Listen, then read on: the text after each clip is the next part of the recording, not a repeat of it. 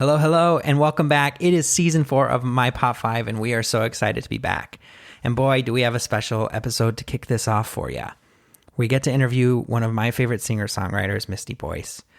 Misty is a phenomenal musician in her solo work, but has also had the chance to play as a keyboardist, backing vocalist, even guitarist for the likes of Sarah Bareilles, Ingrid Michaelson, and so many other incredible artists. We also get the treat to actually open today's episode listening to one of Misty's songs, I Do. I Do is one of my favorite songs off of her most recent record, Genesis, but we also talk about the song a bit in the episode. So, without further ado, here is I Do by Misty Boyce.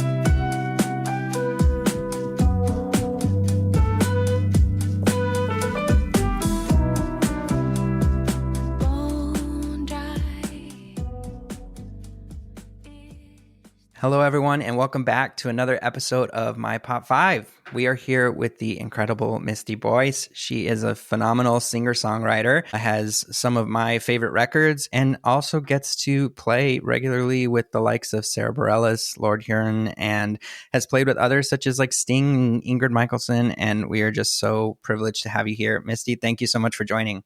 Thanks for having me. One of the cool things about doing the show is getting to meet people from all sorts of backgrounds, but it's especially cool when you find out that there is some semblance of a similarity. I am from Albuquerque, and you are from Las Cruces, New Mexico. So we are fellow New Mexicans. It's so cool to hear. One of the things that I love asking people from Las Cruces, because there is a huge agriculture scene there for pecan farming. And then, of course, the famous chili question that New Mexicans get. So my first question is red or green, Misty? You know, when I was growing up, it was green because that's what my dad liked. But then as I grew older and learned to have my own opinions, I went to red.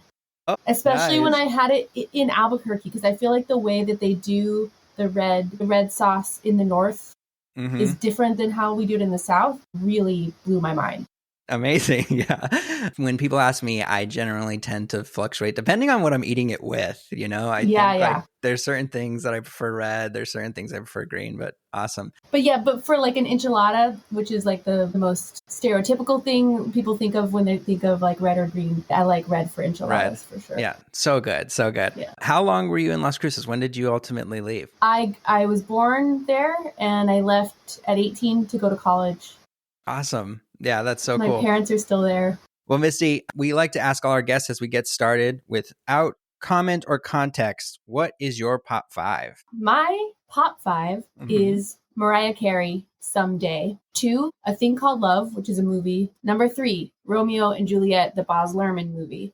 Number 4, Radiohead, OK Computer record. Number 5, Tori Amos, the song Silent All These Years. This was such an incredible set of things. One of the things that I like to do as I'm playing catch up and research before we kind of have our conversation is I'm familiar with your work, but I don't necessarily know all the influences that kind of have impacted it. And sometimes when people put things on their pop 5, there's of course the artistic influence, but then there's also just the pure human, how did it inspire you to be a human thing? And so I love hearing the little nuggets that I'm like, oh, I could hear how this impacted your music in one way, or there's some things that I can see how it might have reflected your potential career arc. But then there's others I'm like, I have no idea. And so I am very curious to kind of get into it. But in researching and hearing a bit of your story, I know that Mariah Carey and singing to Mariah Carey as a youngin was such an important aspect. So let's start there. Let's talk about Mariah Carey's Someday. What is it that you love about that song? Tell me the story and how does it fit into your life? This record, the song came out, I think I was 5 years old. And I was, I guess, just like kind of coming online to how much I loved music. And I just loved this song so much. And I loved her so much. She had just this like spunky personality. And I got obsessed with singing this song in front of the mirror. My parents bought me that cassette tape. Yeah. And I just listened to it nonstop and learned everything I could about her that was, you know, like information was scarce back then. So like whatever VH1 or MTV wanted to tell me is what I could learn. But like she grew up in the barbershop and her mom was like an opera singer, or her grandma, somebody was an opera singer who she like learned from, and that's how she could get those crazy like high notes. And I just sang her music so loud in the shower and thought I was nailing it. And I'm sure I was not. No, that's a good question though too, because I had a similar like situation with music where I just loved singing everything. And I remember there was one point that I was like really into like a Kelly Clarkson record or something when I was younger. And I just wanted to sing it for everyone. Like if my grandma came over, I'm like, put on the record, I'm singing it. And in hindsight, I also probably wasn't very good, but were the people around you saying like, oh my gosh, you sound great? Like, or were you getting any feedback when you were singing the song all the time? Yes. And actually the feedback is what made me like quit singing for a long time. No. Yeah. I grew up with brothers and they were not nice. I didn't know anyone could hear me in the shower. I thought it was like my safe soundproof, and wrong. I was singing Whitney Houston, I Will Always Love You at the top of my lungs, a saxophone solo and everything. And like at the end of it, my brother opens the door to the bathroom and just like slow claps and then like backs. And I was mortified. I was like, not only is it reality shattered that no one has been hearing me this whole time, he's making fun of me. And now I'm like, I'm dead. That's so heartbreaking to hear, especially because I know as a kid, when you get locked into that world, whether it's like a song or a movie that you get completely enamored by, or even when you're playing pretend, like you are legitimately in your own little world. And to remember that feeling, you know, how special it is. And I know, you know, if you have like little ones in your life, whether it's nieces or nephews or children, you can kind of see that in them. And to know that there was something that like shuts you down and makes you want to turn away from that is so heartbreaking. Because it's so vulnerable. Like you're in this like precious little cocoon of like inspiration and like creativity and like being excited to explore. All of a sudden you realize that it's not like a cocoon. There's other people around. And I have a daughter, she's 3, and I see her doing this now with Frozen, and she'll ask me and my husband to like leave the room when she wants to be alone with Elsa and Anna. Oh, that's so special. And I'm like, respect, girl, you do your thing. Yeah. Absolutely. Cool. I think, you know, with Mariah Carey specifically, I think so much recently she's just become the all I want for Christmas is you meme, especially at this time of year. I know. And, you know, as I was going back and reminding myself as what was going on at this time, you know, she was 19 when this record was coming out. She wrote this and put this out on the demo that got her signed. And yeah, her voice is just phenomenal. And it's just so crazy, like what she was able to do at that time. And yes, it's important to go back and like appreciate like, oh my gosh, she's phenomenal. Yeah. She's like once in a lifetime kind of voice. Ariana Grande, maybe the new version. There wasn't another one of her for a long time. I'm trying to remember too, like with the songs that I was really into as a kid. I know I would sing my heart out and I would feel the emotion behind it, but I'm curious, you know, a lot of the lyrical content in this song is like kind of the I'm the one that got away type of mentality and kind of speaking to a past lover. Was there any sort of emotional connection to it that you could relate to, or what do you think it was? No, I think it was just the rhythm. Especially the way, like, well, you're gonna pay 'cause baby, I am the one of it someday. Someday, hey, hey, hey. Well, you're gonna pay 'cause baby, I'm the one.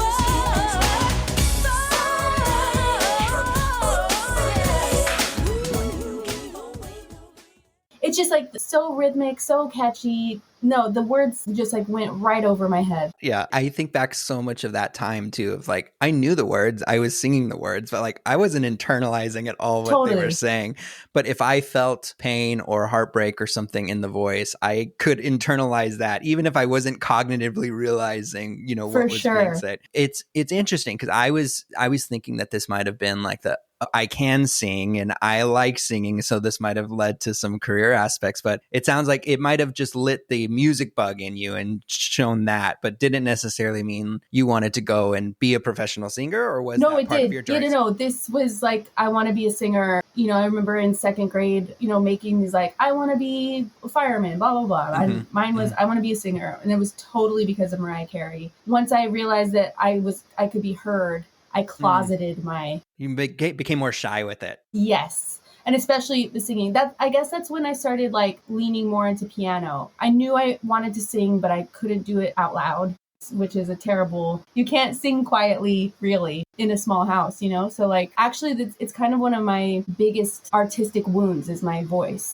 I've had to learn how to be okay with being loud and be heard and like let it out. Yeah. Because I really started to hide behind the piano after that. And like, I'm glad I know the piano so well, but I always just wanted to sing. So when you're saying you're having to deal with that, is it manifesting like even in the studio when you're recording, like actually sonically needing to project and be louder because there's shyness? Or sonically, actually, I have this weird thing with my voice where now that I'm going to be loud, I'm going to push. And I actually like would push too hard, and that kind of chokes the sound. I've had to learn how to like relax more and just like allow the sound to come out and like be okay with being quieter. Because actually a quiet tone projects more in a microphone, especially. To learn how to trust that live too. Like I've barely figured that out in like the last 4 or 5 years. Oh, I can sing quietly on stage too if I really trust it. And then like it just resonates in a different way in the mic. And then if the sound guy trusts me, they'll EQ it and make it pop the way it needs to. I don't have to like be like trying to sing really loud all the time.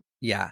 No, that makes sense. I'm curious too, you know, in the writing process, the final product it's clear that you have it figured out, because I think there's such a beautiful balance between your vocals shining through, but the instrumentation still grooving and doing everything that it needs to, but staying where it needs to in the mix. One of the things I'm curious about though is you mentioned like sometimes hiding behind the piano. When you're writing, do you find yourself being too heavy on the instrumentals, or do you feel like you've figured out a good balance now at this point in terms of being able to write and say what needs to be said and letting everything else kind of support that? Well, that's been a whole journey too, because I went to school for jazz piano. And so I got way in the weeds with like being overly technical. And then when I moved to New York and I was like, no, I'm going to write. I want to be a songwriter. I want to be an artist. I'm not going to be a jazz pianist. It was like a whole process of like shedding all that complexity and getting back down to like the basics of just like what makes a good melody. It only needs to be 4 chords. Like and then I was like kind of in 10 years of like that, like trying to simplify. And then with my last record, Genesis, I was like trying to bring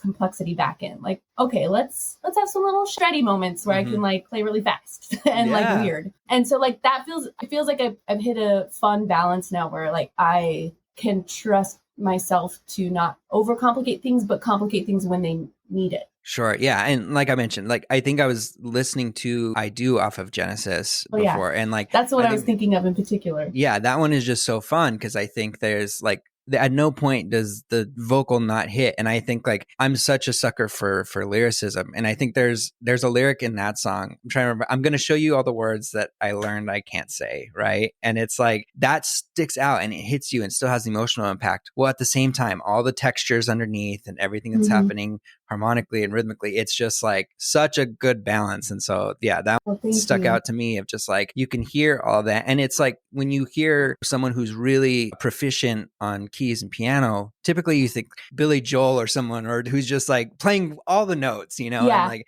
this feels subdued enough with all of the interesting nature behind it that you got a really good balance there. So that's good to hear. Thanks for saying that. And it's a good correlation back, I think, to that Mariah record, because there is a bunch sonically happening behind it, but she's the show, and the things she's saying and the way she's singing is kind of that soul foundation. I'm curious now, that was your instinct to get going and be all into music. How did you approach your parents? Were they pretty supportive? Was it like, hey, let's start doing piano lessons? Were you asking for that? What was your kind of journey to kind of get started? I feel really lucky that I had like a couple sort of guardian angel-y people along the way. It was my grandma actually who like noticed that I was really into it, and she pushed my dad to get me into piano lessons when I was 5, like around that time. And like I showed proficiency, so they kind of like moved me up to like, it started being all like a group, like all the kids playing keyboards in a room, and they're like, oh, you've got something, you can do private lessons. So like then I started doing private lessons, and I never talked to my parents. I never talked to my dad about it. My mom, they were split. My mom knew because I would make her listen to me sing in the car. I would make her listen to these songs that I started writing when I was like 9. And I would be like, Mom, who would sing this? Reba McEntire or Trisha Yearwood. Mm-hmm. And I would always like really hope she'd say Reba, but she'd always say Trisha. And I'd be like, not there yet. So they knew, but I wasn't like telling them straight out, like, I'm going to do this basically until I was deciding where to go to college. And I was like, you guys, I'm going to be a musician. And they're like, yeah. Oh, really? You could do, but you're so smart. You could be a doctor, a lawyer, like anything else. And I'm like, no. And like I was just so stubborn that they got on board. And they've been supportive in the ways that I ultimately needed them to be. Like they helped me financially. They were very generous in that way. But they still worry about me, I think. Sure. Every now and then when I'm on a TV show, they're like, oh, okay, she's going to be okay. But then they're like, you could always go back to school. You could always go back to school. Yeah, the thing I went through music jazz school as well. The thing I got when I was like, because I think it was pretty clear towards the end of high school that was like, there was no getting me off of that. But the thing they kept trying to push was like, well, what about music education? Like maybe you could be a band director or a teacher or something. Yeah. And I was like, a professor with tenure. Yeah. So that was the kind of pressure that I got. So I completely relate. But yeah, it works out and your path goes the way it goes, you know. Yeah. And you just have gratitude for whatever happens in the moment. So, you mentioned Reba and Trisha and writing and singing songs that might work for them. Good segue into a thing called love. Her name is Miranda. Miranda Presley. No relation. She works in a world of wannabes and hopefuls. How do you like Nashville so far? I'm writing a song about a waitress who kills herself. She sings in a world of her dreams. Your song is a novelty song, and maybe you need to dig in a little deeper. And you are so worried about turning out like everybody else. You will never, ever make it as a songwriter. My name is Miranda Presley, and maybe I haven't yet, but someday I will write a song that'll make you a great you ever said. Wonderful movie. I hadn't seen it before. Did you watch it? I did watch it.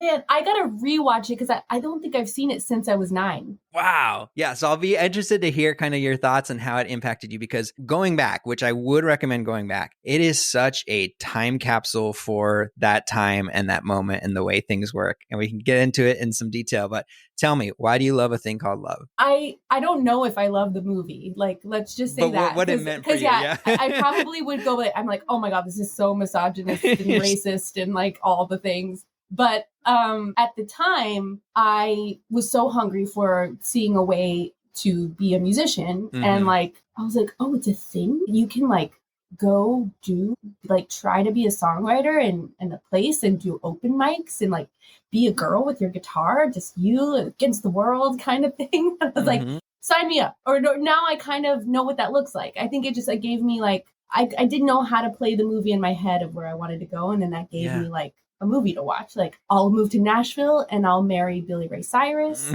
and I'll start writing songs for Reba McEntire, like, because I was really into pop country. It went all the way from Mariah Carey, Whitney Houston, Boyz II Men to like Reba, Garth, That's Las Cruces in a nutshell. That's Las Cruces for you. Yeah. So how did you come across the movie? Because it's interesting that I'm imagining, at that age, was it something you grabbed at the video store, or kind of how did it come up? Do you remember? No, I think my mom took me. I was with her every other weekend, and most Friday nights that she picked me up, we'd go see a movie. And that was one she took me to. That's awesome. I think it'll surprise you. Of course, there are like you mentioned, some of the misogynistic aspects of that time, but I think it does a better job than I would have expected as well in like having some of the empowerment for what the women's voices were there at that time. But I also agree with you that it's a movie that really perfectly captures like the songwriter journey and story and going for your dreams. Because I also didn't know that like songwriters was a career when I was younger either. Like I always assumed the artist was the one who wrote the songs. And so you kind of really don't even know what that life is like at that time. And one of the things that I think is so cool that it captures at that time is at the very beginning of the movie, she's looking at like a clipped newspaper ad for the Bluebird Cafe or whatever, you know? Yeah. And, that's the thing that she has where I'm like, today's kids in today's era, like that, no one's looking at newspapers. Even explaining a newspaper to a child is probably very funny this day and age, you know? Totally. The thing that I love about it, and it reminds me of so many different points of my musical journey when I was younger, is the like, she shows up with no money, living in this like terrible hotel, and just really trying to make the dream work, regardless of the rejection that you come across, the self-doubt that can come with it, the competition and the cattiness that can come with that. Yeah, it's such a good, you know, movie capsule for that feeling, that career, that time period. So it was refreshing. I hadn't seen it, and it was really cool. Cool. Yeah. I got to go back and watch it. I think what you just mentioned like really resonated with me too. Like this idea that like you don't need much. If you have a vision, a desire, just go try. You'll be broke. You'll figure it out. And I was really hungry for that kind of like messaging. Like I wouldn't need anybody. And like I've had to revisit that now. Yeah. At the time, that felt very empowering. I can just go do this on my own. Yeah. It's a good movie and a good reminder. But it's cool to hear that like that's what kind of made you hungry in that way. When did you write your first song? Do you remember like your first songwriting like attempts and like what was going on at that time? My first song was called A Thing Called Love. After I saw that freaking movie, and I wrote it to Billy Ray. Wow. And it went, I still remember it. I was trying to remember a song from the movie, which there was no such thing as Spotify. So I like, if I can't remember it, I'm never going to hear that song again. Yeah, so I was kind of trying to rewrite the song so this is how my version went. There was a thing called love in my heart. It was for you. I had never been in love before, so it was very new. I would have said that I loved you, but I was only 10. Still this thing called love is still lying within. Whoa, that is so good. For that age, the melody and some of the things that you're doing phrase-wise, that was really good. Yeah, that was my very first song. Wow. I mean, that's so incredible. I think whenever you like hear kids like say they wrote their first song, it does not have, you know, there's a lot to be worked on. Man, if you hear some of Dolly Parton's first songs, you'll be like, okay. Yeah, no. Wow, that is so cool. And did you like perform that around? Did you, not to your parents or anything? Hell no. It was just you? On the playground, like just playing by myself, just humming it and like trying to remember it, like just reps, because I didn't want to forget. Yeah. When do you think, so from there, was that a catalyst to keep writing, or did you have like, I got my song, you know, and it took some time to try again, you know? No, I got the bug to keep trying. And that's when I started, you know, like torturing my mom with different songs to try to get her to say this one will be for Reba. Like I knew that a good one, she'd be like, that's for Reba. But I never got that. But I didn't stop trying. Trisha Yearwood has a lot of songs coming from me. Yeah. And no diss to Trisha. She's awesome. She is. Yeah. And she's even in the movie. So as that's going on and you're writing and that's making things happen, where does it seems like similar time frame, then the next movie kind of comes in, which is Romeo and Juliet. So similar, but so different. Tell me about that. Romeo and Juliet came out as I was hitting puberty and like getting emo, like super emo. So the the soundtrack to that movie was life changing. And like there was some really dark stuff, but also some really fun stuff. But like the Garbage song on that record, and then the Desiree song Kissing You, like just tore my heart open in a way that I didn't know was possible with music. And then there's a Radiohead song on that album called I Wanna Be Someone Else or I'll Explode. Talk show. Yes, talk show host. That song also like a completely different spectrum of ripping my heart open into like a new portal of emotion. I want to be someone else or I'll explode.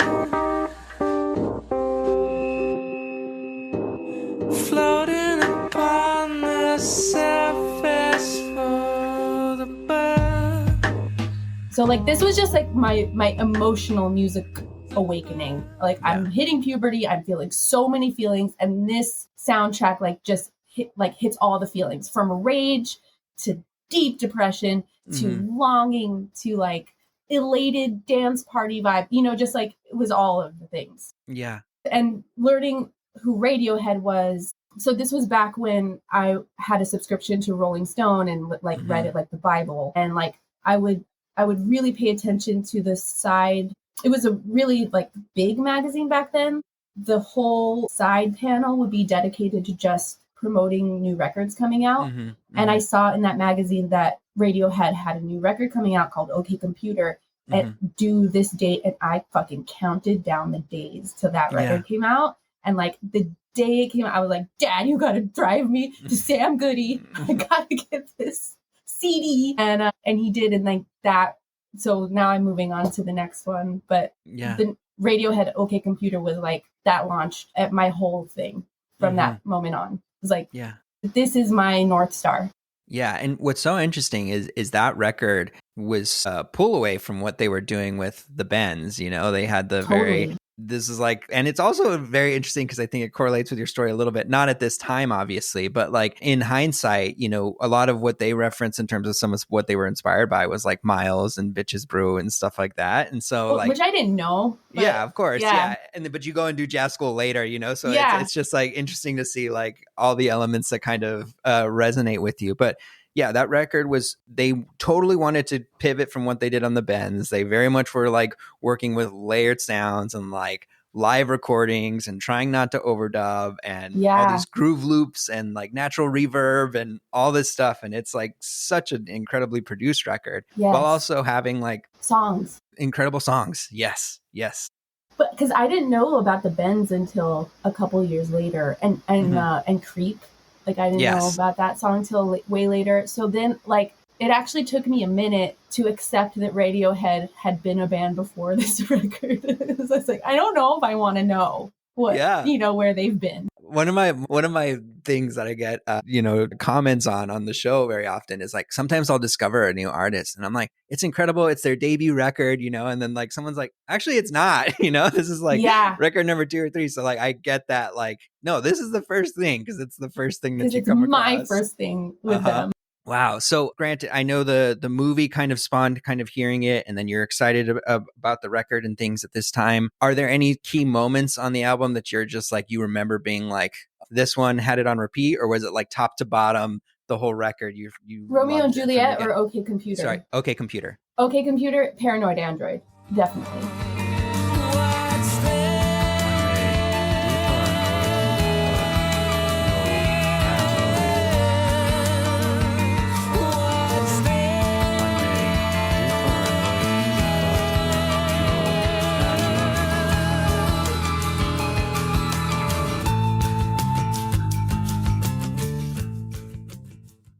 And like that music video was really crazy. And this again was like, I'm a 90s kid. So this is like peak MTV for me. Like, I think I was 13, 14 and would stay up late after my parents went to bed and like put on MTV really low and like hope that they played the Paranoid Android video. Yes. And every now and then I'd get lucky, but it wasn't all the time because you're at the mercy of whatever they want to fucking do. And how did this correlate with what friends or people in school were listening to? Because I don't remember that being necessarily prominent in pop culture. So like, as much definitely as not in Las Cruces. Yeah, exactly. That's what I'm thinking about. So like, were you showing it to friends, or was it just something that was just like, no, this is me and mine, and kind of keeping it to yourself? I wasn't consciously trying to keep it to myself, but I didn't think anyone, my couple close friends who are also into music, like they just weren't into it. So it was like, this is my own, I'm on my own journey with this. And that kind of leads to the next record. Let's talk about it. So when I was 12, my mom moved to Houston. She lived in El Paso until I was 12. And then they moved to Houston. So I was spending summers and like holidays in Houston. You know, Houston's like a big city compared to Las Cruces. Totally. And all of a sudden I was exposed to kids. Like, my mom was a evangelical Christian. So I was going to like a mega church with her, and I was getting introduced to high school culture at a mega church in Houston, which is just, I need a whole leg of therapy to describe what that was like. I used music as a way to get friends. I didn't even know I was doing it, but I was really into Jewel at this time. They asked me, someone heard me playing some Jewel songs and they were like, do this for everybody. And I did it for everybody. And then I like had friends. So like that was my way to not be a total dork and get made fun of, because I was on the track to being a total dork and getting made fun of all the time. And then all of a sudden I was cool. So I'm like, okay, this is my ticket to be cool. And in doing so, I met a friend named Whitney. And Whitney, God bless her, was a rebel. She's a fucking mess. But she had the greatest taste in music, or in my opinion then. And she played silent all these years for me.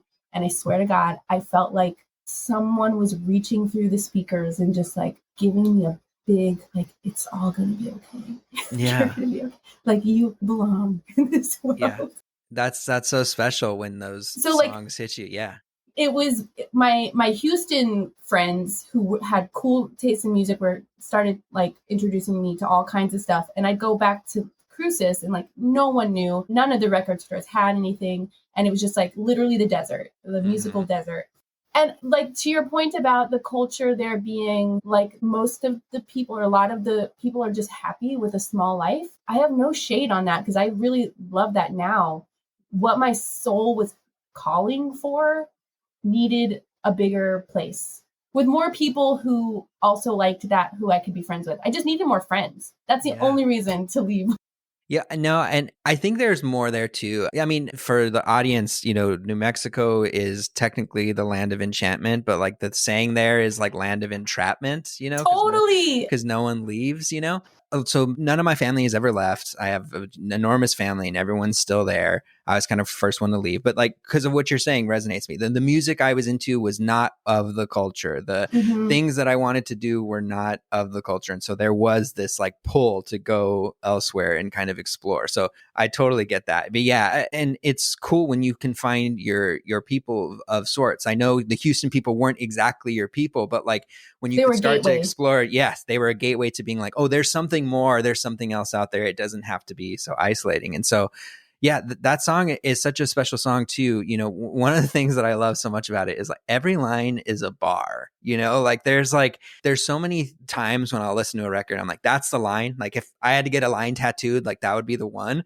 This one, I could make an argument for almost every single line in that song. Like even the way it opens, it's like, excuse me, can I be you for a while? I mean, yeah, like that line just makes me want to cry still. Yeah. And then just like when she starts, I hear your inner girl with deep thoughts. Like what's so amazing about really deep thoughts? Like she just goes and it's like the line just feels so good. And like with this, like, again, minimal instrumentation with like just the, twinkly piano stuff and the strings. And it's just like, yeah, that warm hug feeling like you talked about. Excuse me, but can I be you for a while? My dog won't bite if you sit real still. I got the Antichrist in the kitchen yelling at me again. Yeah, I can hear been saved again by the garbage truck. I got something to say, but nothing comes. Yes, I know what you think of me. You never shut up. One of my favorite things in music is, and I hear this on OK Computer as well, is like, I love when there's textures or groove or whatever that's just like, whatever this bed is that's being made, I want to lay in it and never for it to end. And this song, and I think there's so many songs on OK Computer that I'm just like, I almost just like wish they never ended. Like they could sit and soar and be in this feeling and like, I'm in it. Yes. And I want to stay there the entire time. If we could all pick our version of heaven, it's like, can this song never end, but like doesn't feel like you won't go crazy because you won't. That. Yeah, like, exactly. You'll be just floating in space in a beautiful bubble for eternity. Mm-hmm. Like a big part of my ritual around listening to that record in particular, like I'd light all the incense. I got like a fucking like Catholic church worth of candles everywhere, and would just light every candle and lie on my floor, looking at the ceiling, listening to the whole record like over and over again. Just like bathing in the. It feels so good to talk to someone who like has that same experience with things, because one of the things I've found is a challenge with connection, right? And I think this goes back to community and friendship and things like that, but it's like, I want to give that to people, right? I want you, by me saying, hey, go listen to this song, like it's because I want you to have that same feeling too. Ooh. And very often it doesn't happen, right? Everyone's like, oh, that's cool. That's pretty. That sounds good. Right. I'm like, no, but you need to have pretty. Yes, no, this is life.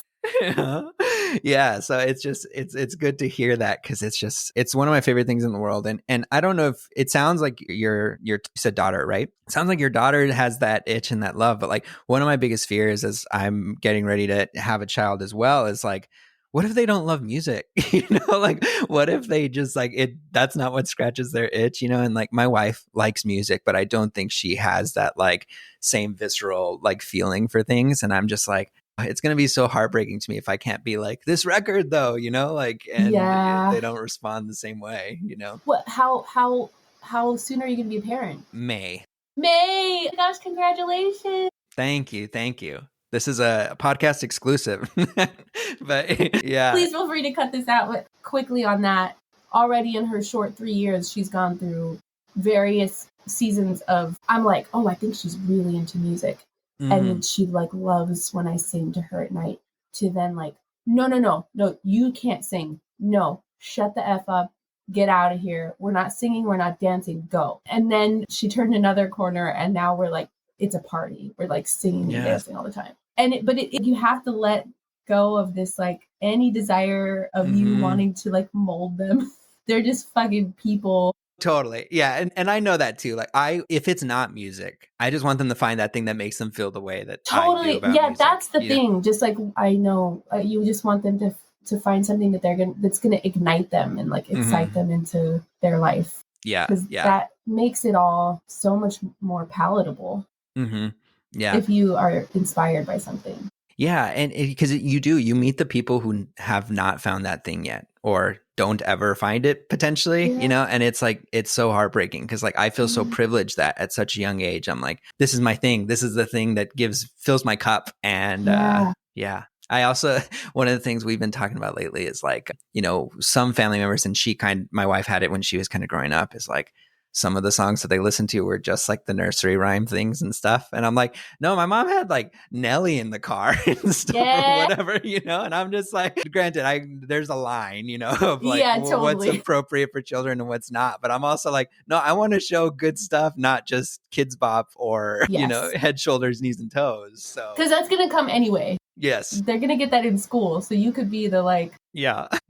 We showed our daughter the Beatles and the Beach Boys really early, and she was like into it for a long time until Disney movies, and then we're listening to a lot of Frozen. But it's those songs are so well written too, and they are. Yeah, so it makes sense. They make me cry, even though I'm like, I hate this stylistically, but I'm feeling so much. I know those Pixar things get me. A movie that I saw animated that like gutted me more than I ever expected was Soul, and I think it kind of plays into some of the stuff we're talking about a little bit. But so much of that soundtrack is just like gorgeous, and like anyway, I want to kind of close things with before we kind of get into, we have like a rapid fire section at the end. But before we do, we talked about the early onsets of Mariah and the country things that hit you, and then what happened with Tori and Radiohead and the Romeo and Juliet soundtrack. How do you think all of those influences, have you seen them play out into your actual artistry, right? Because then you ended up entering a career where, yes, you're writing songs for yourself, but you've also had the privilege to be a really incredible technician and instrumentalist that can play along with other people's art. What are the correlations for you that you'd say like these things have made a major impact on how you operate as an artist? That's I know it's loaded. Question. Yeah, I know how to answer that for like my solo stuff, because I think Mariah and the pop country, like I just have an internal, like I'm always trying to write a pop song, even when I'm trying to be weird. And I think like that's what I love about Radiohead, is because they're avant-garde, but there's like an underbelly of pop sensibility in it that grounds it. Yeah. It took me a long time to really embrace the sound design part of my job. And because I think studying jazz piano, I'm sure you can relate to this, like they're almost anti-technology. Like Absolutely. You need to just be able to like wrestle this acoustic instrument, and that's your only job. That's all you should care about. And it turns out there's a lot more going on in music than just I mean, that's one avenue. And the people who can do that, you have to be the best at that, though. Like, yes. There's no world where you can be like a good jazz piano player and not have to do a million other things. So like, if you're a genius, congratulations, you can play the piano all day. But if you're not a genius jazz piano player, like, you're going to have to learn some other tricks. And I don't think I realized that Radiohead is like, they were masters of sound design before. I didn't really know what that meant. Yeah. And so it's like taken me a long time to figure out, like, it's just as inspiring and cool to be a nerd about making sound as it is about technically being good at the instrument. So I'm still on that journey with like being a side musician, like, because now that I'm 40 and like bands that I get to play with are more and more established, it's like, if I'm called for something, it's because they want me. It's not because they just want a keyboard player. Because there's a million keyboard players that could do the technical side better than I can. But they like something about what I bring personally, artistically, creatively, that they want. How do I infuse my playing with more of my artistic self? And that's the journey I'm on now. Yeah, and I'm glad that you've been able to work with artists that kind of give you some of that freedom to even be able to do that too. Because I know some keyboardists that they're plugging into a laptop and it's pre-programmed and it's almost MIDI, almost what you're playing more so than anything that you're actually being able to be. I mean, that's what some of my jobs still look like. I have to do the programming, so it's not like I don't get to just show up and that programming part is actually the fucking hardest part of the job. No, totally. Yeah. But, I'm glad you get to be a part of that, you know? Once it's programmed, I'm just pushing buttons for the show. And like that does get a little stale, especially after like 6 years of playing the music. So thankfully, even some of those bands, like, they've figured out how to like integrate me more as an artist into their thing too. But it's still something I'm always wrestling with. Well, good. Yeah, that's awesome to hear that's, you know, what you kind of take from these things. I think one of the things that's been really awesome about the show for me is just it's been cool to see other people think back about the art and kind of see this did touch me or this did have an impact later in a way that I realized or didn't realize. And so, yeah, it's you take for granted sometimes the little pieces that hit you at different points in your career and just the huge impact that it can ultimately make. Great. Well, we'll get you out of here. But before we do, we ask everyone 5 rapid fire questions. So first one here, Misty, if you could be on any reality TV show, which one would you choose? Oh my God. Project Runway?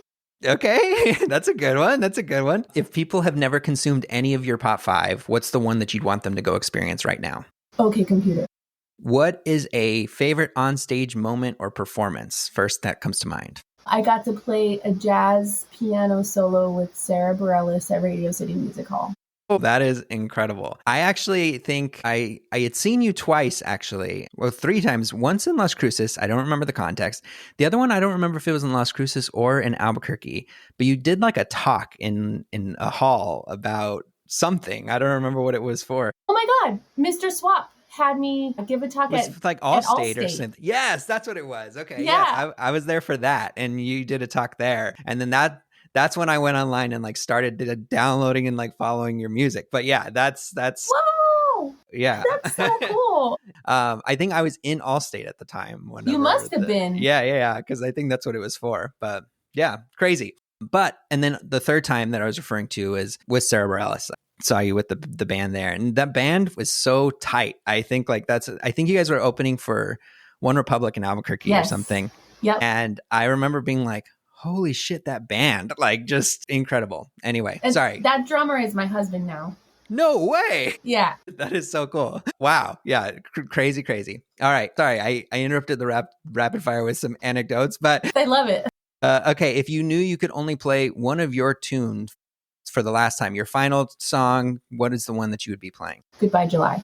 Perfect. And then what's one piece of advice you'd give a past version of yourself? Just relax and try to enjoy it. Enjoy the moment. Be where your feet are. Love it. Yeah. Okay. Anything you want to promote, or where can people follow you? You can find me on Instagram, TikTok, Facebook, Spotify, iTunes, Apple Music, Google. And more. And more. Yeah, I'll put a bunch of links in the description for people to listen to. But Awesome. Misty, thank you so much for doing this. It was such a pleasure.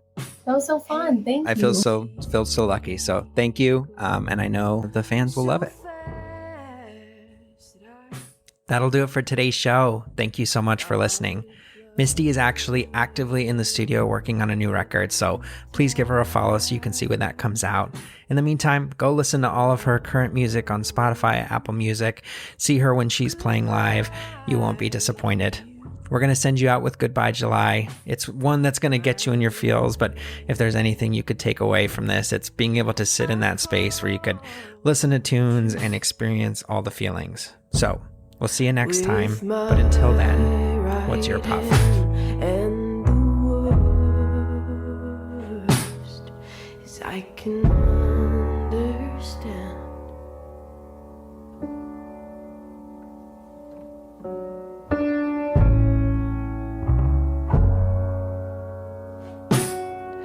Call it off before you can see the end, just to tell your story